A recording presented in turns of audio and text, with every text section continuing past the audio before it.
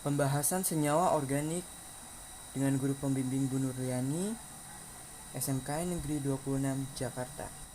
Assalamualaikum warahmatullahi wabarakatuh. Kembali lagi bersama saya Muhammad Nam Ramadan dari kelas 10 KGSP 2. Dan pada kali ini saya akan membahas tentang senyawa organik. Oleh karena itu, mari kita simak videonya dan stay tune.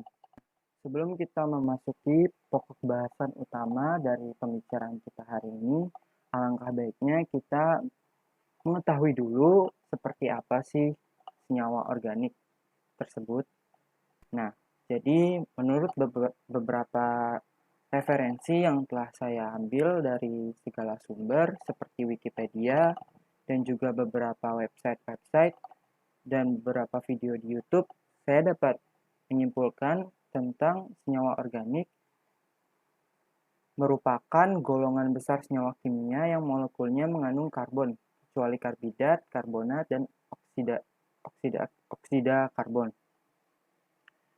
Lalu setelah kita berhasil mengenal sedikit tentang senyawa organik, um,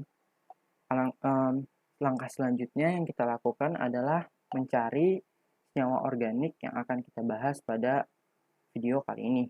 Kali ini saya mengambil contoh senyawa metanol yang memiliki rumus kimia yaitu CH3OH, yang dimana memiliki struktur seperti di samping ini.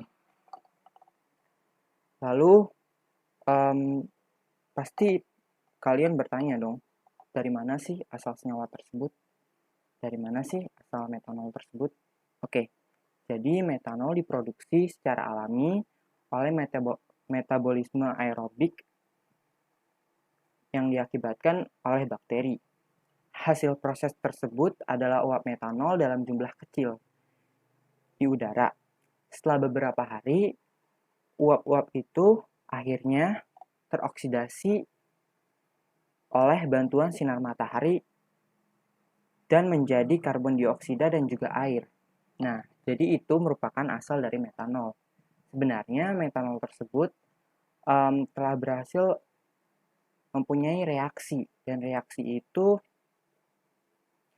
dinamakan dengan reaksi persamaan kimia yang memiliki rumus 2CH3OH ditambah 3OH oksigen menjadi 2CO2 plus 4H2O. Oke, sebelum membahas lebih lanjut tentang reaksi kimianya, kita lebih baik membahas tentang proses pembuatannya. Secara singkat, proses pembuatan metanol adalah gas alam dan uap air dibakar dalam tungku untuk membentuk gas hidrogen dan karbon monoksida.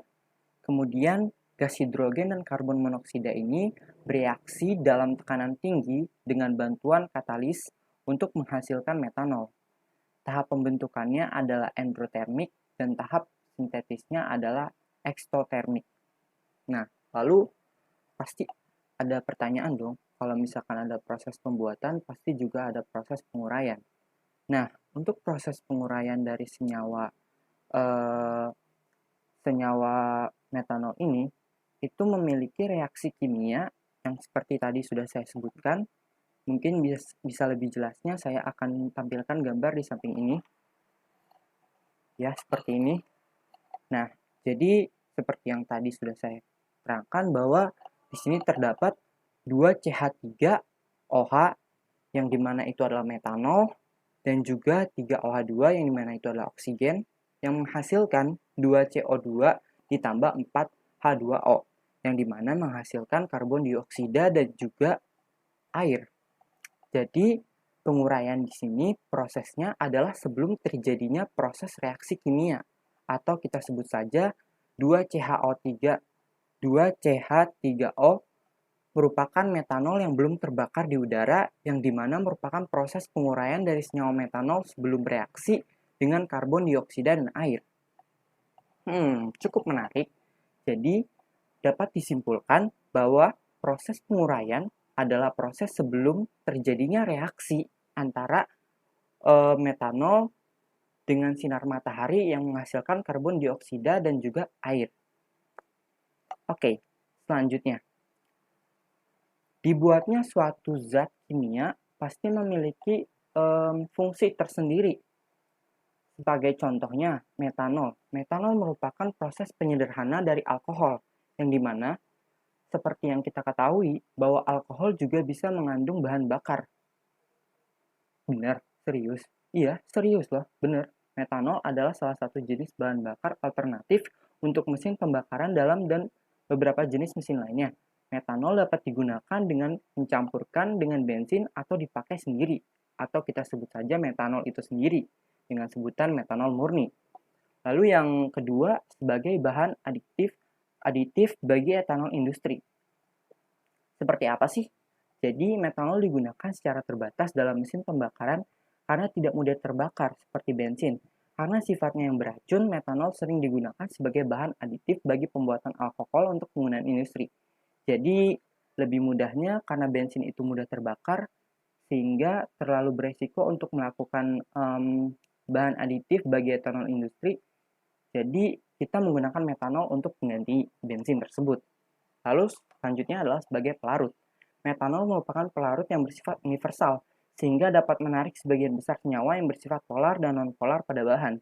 Jadi intinya, fungsi dari metanol itu sendiri memiliki daya tarik yang universal atau luas. Jadi tidak terbatas dengan unsur-unsur yang seperti polar saja atau non-polar saja. Karena di metanol ini kita bisa mengambil unsur polar dan juga non-polar. Lalu pastikan kalau misalkan kita menggunakan metanol dalam hal yang tidak sesuai atau dengan sesuai kaidah kinerja, mungkin akan menghasilkan suatu dampak. Nah, masalah yang ditimbulkan dari penggunaan metanol itu sebenarnya bisa aja kita hindari. Makanya dari itu kita harus mengikuti prosedur langkah pekerjaan agar tidak terjadi kecelakaan kerja.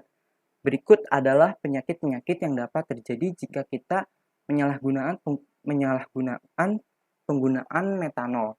Yang pertama, paparan metanol dapat menyebabkan mual, muntah, sakit kepala, penglihatan kabur, kebutaan permanen, kejang, koma, kerusakan permanen pada sistem saraf atau kematian. Wah, ternyata bahaya juga ya. Ya, mungkin memang itu agak sedikit membuat kita berpikir dua kali untuk menggunakan metanol sebagai bahan uji coba. Karena kita harus memiliki safety, perlengkapan-perlengkapan, dan juga kaidah-kaidah dan juga langkah-langkah pekerjaan yang menurut saya juga itu sangat penting.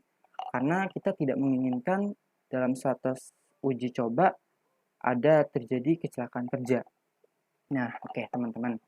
Jadi mungkin itu aja sih yang bisa saya sampaikan tentang senyawa organik yang bernama metanol ini, atau kita sebut saja rumus kimianya CH3OH, yang merupakan salah satu alkohol bahan sederhana dari alkohol. Nah, oke, mungkin itu aja yang bisa saya sampaikan. Mohon maaf bila ada kesalahan kata dan juga penyampaian kata-kata yang masih kurang dimengerti atau kurang berkenan. Sekian dari saya. Wassalamualaikum warahmatullahi wabarakatuh. Terima kasih.